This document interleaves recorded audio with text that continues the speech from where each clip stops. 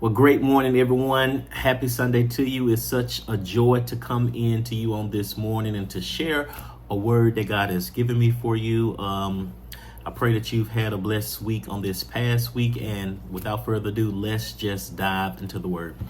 The word of the Lord, reading from the Gospel of Luke, chapter 2, verses 46 through 49, and it says, "And it came to pass that after 3 days they found him, Jesus, in the temple, sitting in the midst of the doctors, both hearing them and asking them questions.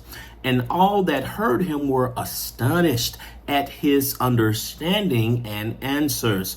And when they saw him, they were amazed. And his mother said unto him, Jesus, Son, why hast thou thus dealt with us? Behold, thy father and I have sought thee, sorrowing. And he, Jesus, said unto them, Mary and Joseph, How is it that ye sought me? Wist ye not that I must be about my father's business? And they, Mary and Joseph, understood not the saying which he spake unto them." Just to use for a topic on this morning, the burden of responsibility. The burden of responsibility. Many a time growing up, I often said how I couldn't wait until I was older to do or have all of the many things that naturally comes with being an adult, such as moving out and having my own space, or getting my own car, or eating what I wanted when I wanted to, or getting married, or having children. But I never considered the weight of the responsibility that having those things would cost me. And it's funny now, I often say I wish I could go back when mom and dad covered everything and paid for everything and fixed everything. You know, we say those were the good old days. And isn't it interesting how many people see you and they applaud you and they commend you and they respect you and they revere you, but most, if any, never fully know the burden that you carry. In our text, Mary and Joseph had gone an entire day's journey from Jerusalem without knowing where their son Jesus was, who was 12 years old at the time, and that he had stayed behind in Jerusalem. And when they finally realized it, they began to search intently, full of worry and sorrow. But eventually they found Jesus in the temple of all places, as he mesmerized all that heard him by the level of his understanding, while both asking questions and answering them.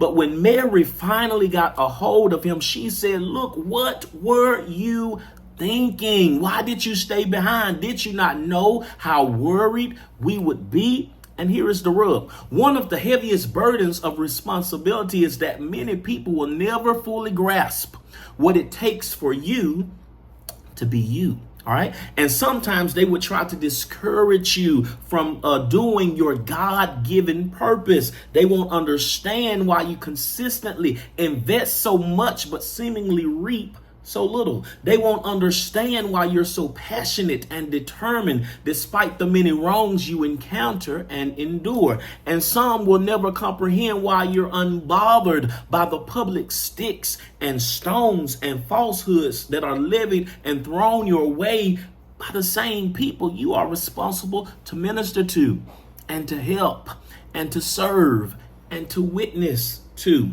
And some people will plainly tell you, man, I don't know why you do what you do. I couldn't do that myself.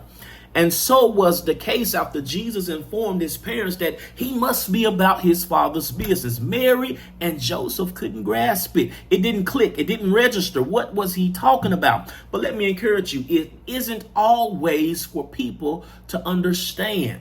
You just need to remember that it's the Father's business and nobody else's. Another burden of responsibility is that you are going to inevitably disappoint people. There's no getting around it. Your responsibility to your calling may most times cause friction within your relationships, even close ones. And again, this is vividly characterized in our text.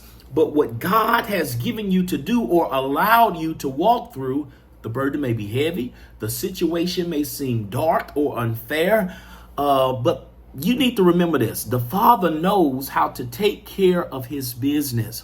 And now is not the time for you to shy away from your responsibility. Keep pressing towards the mark of the high calling of God, which is in Christ Jesus. Look, I pray that this bless you. I pray that you have a great day on today. And like we always say, we love you. We're praying for you, and have a great week. God bless you.